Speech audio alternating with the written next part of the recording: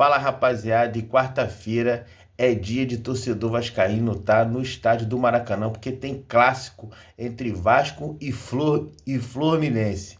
É isso aí, rapaziada. Mais um jogo aí do Campeonato Carioca, clássico Vasco e Fluminense, e a torcida do Vasco precisa aí tá apoiando o time. Bem, rapaziada, quero falar com vocês aí, né, que o Vasco trouxe aí expectativa, certo, no seu primeiro jogo, que foi com os titulares, né, contra a Portuguesa da Ilha do Governador, em São Januário. E eu, criei várias expectativas, porque achei que naquele jogo o Vasco desempenhou muito bem. A trinca de volantes ali, com Jair, Tietê e Paulinho jogando ali juntamente com o Felipe Coutinho, naquele jogo deu muito certo e, fez com que a gente tivesse esperança, que a gente tivesse o ano aí, pelo menos de mais competitivo contra os outros clubes, conseguisse desempenhar aí um melhor futebol, né? Criou aí uma expectativa de poder até, quem sabe, ver o Vasco conseguir ter chance, né, de conquistar a Sul-Americana. Porém, os jogos que veio depois, o Vasco não conseguiu desempenhar tão bem como foi contra a Portuguesa da Ilha do Governador. No jogo que o Vasco jogou contra o Maricá, o Vasco sofreu muito para conseguir vencer o jogo, conseguiu ganhar o jogo por 1-0 ali já no finalzinho, e contra o Volta Redonda, o Vasco quase perdeu. Se não fosse o Verratti ali no final do jogo conseguir empatar o jogo, o Vasco tinha perdido aí a invencibilidade do Campeonato Carioca. Aquele jogo ali foi muito sofrível, a gente não conseguiu ver o Vasco fisicamente um time forte. O Vasco errou muitos passes, né? Teve muita dificuldade contra o Volta Redonda. A trinca de volante não desempenhou como no jogo contra a Portuguesa da Ilha. O entrosamento juntamente com o Felipe Coutinho não se mostrou o mesmo também contra o jogo, como no jogo da Portuguesa da Ilha. Felipe Coutinho parece que não está suportando, né, o cansaço. Ele fisicamente parece que ele não conseguiu aí atingir o porte físico na tal pré-temporada que o Vasco fez, né? Parece que o Felipe Coutinho não conseguiu ficar fisicamente forte, né, rapaziada? Ele tá cansando muito cedo, entendeu? Não tá conseguindo desempenhar. Conseguiu ele, se ele tiver tecnicamente legal, fisicamente legal, ele vai desempenhar, porque tecnicamente ninguém discute. Porém, o físico do Felipe Coutinho não tem aí correspondido. Então, o desempenho do Vasco caiu muito, certo? Nesses dois últimos jogos, tanto contra o Maricá, tanto quanto o Volta Redonda, e trouxe ali toda uma preocupação novamente, certo? A gente não vê a diretoria do Vasco se mexendo para acabar de compor esse time, porque obviamente essa dupla de zaga já demonstrou aí, referente à falha, né, que tanto o João Vitor cometeu, como o outro zagueiro também praticou nesse jogo contra o Volta Redonda, que os dois gols do Volta Redonda foi em dois erros da zaga do Vasco. Então já demonstra aí que o Vasco precisa pelo menos de mais dois zagueiros, certo?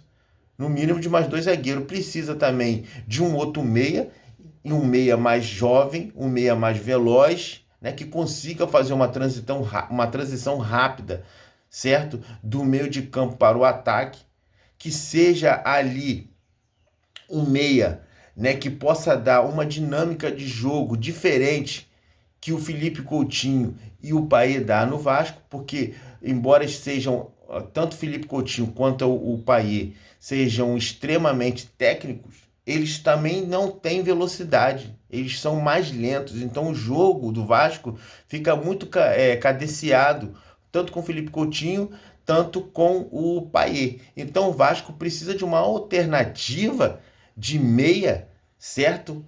A esse jogo mais, como eu vou dizer para vocês, mais cadenciado do Felipe Coutinho e do Paê. Então o Vasco precisa de um meia aí mais veloz, que dê uma intensidade maior ao jogo do Vasco. Quando o jogo do Vasco tiver difícil, certo? Com o Felipe Coutinho ou o Paê, você tem uma alternativa ali de um jogo mais veloz, de um jogo mais ágil, certo?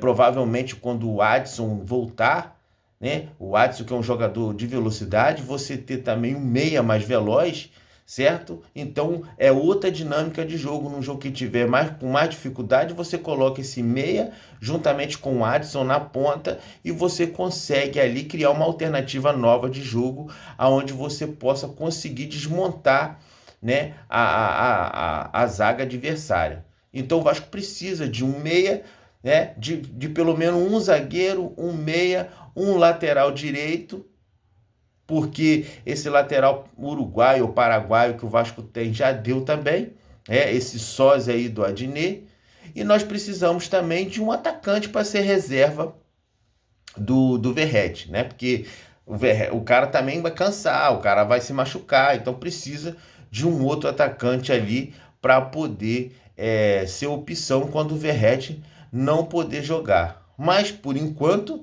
o que temos é esse daí. Agora eu vou falar uma coisa para vocês. O Pedrinho precisa se mexer mais. Porque o Pedrinho, quando fala, olha, eu não tenho dinheiro, que nem da última vez agora que ele falou, né? Ele veio com um papo de que só tem um dinheiro até a metade do ano. Só tem um dinheiro até a metade do ano para pagar salário. Mas olha só, ele quis ser presidente do Vasco, então ele precisa saber como se mover para conseguir trazer dinheiro para dentro do Vasco. Vir para a imprensa, vir para o microfone do jornalista para falar que não tem dinheiro, isso não vai resolver nada. Certo? O torcedor não quer ver isso, porque se fosse para a gente ouvir o presidente do clube vir e dar entrevista dizendo que está sem dinheiro, que não tem o que fazer, a gente não precisa de um presidente desse, desse lugar para o outro presidente, né? Desse lugar para o outro presidente. Porque aí, com certeza, o cara poderia ter alguma alternativa, certo? De trazer aí rendimento para o Vasco, orçamento para o Vasco conseguir fazer um time, pelo menos competitivo, certo? Porque o Pedrinho é a continuidade. Eu não sei como que o torcedor vascaíno não percebeu que o Pedrinho é a continuidade da mesma gestão que vendeu o Vasco, né? Que é o Salgado, aquele tal de Osório, aquele tal de Duque Estrada, entendeu? O Pedrinho foi colocado no Vasco por essa turma aí. Então, se quer dizer, se foi essa turma aí que levou o Vasco a estar na situação que está, e o Pedrinho foi colocado no Vasco por eles, normal que o Vasco continuasse nessa situação difícil. Porque o Pedrinho é continuidade. O torcedor do Vasco, o torcedor sócio do Vasco que vota nas eleições, não conseguiu perceber isso, né, para fazer uma mudança. Então o Vasco está aí. Agora, se o torcedor do Vasco cobrar, porque ele prometeu de fazer estádio, também não fez, certo? Cadê o estádio? Cadê a reforma de São Januário? Né? Ninguém mais fala nada, né? Então tem que ter uma cobrança em cima do Pedrinho também. Não pode deixar o Pedrinho correr solto, não. Precisa fazer um time. A gente vai ter a Copa Sul-Americana para disputar. É uma oportunidade, depois de tanto tempo, a gente vencer alguma coisa. Então, rapaziada, é isso. Muito obrigado por tudo e até a próxima.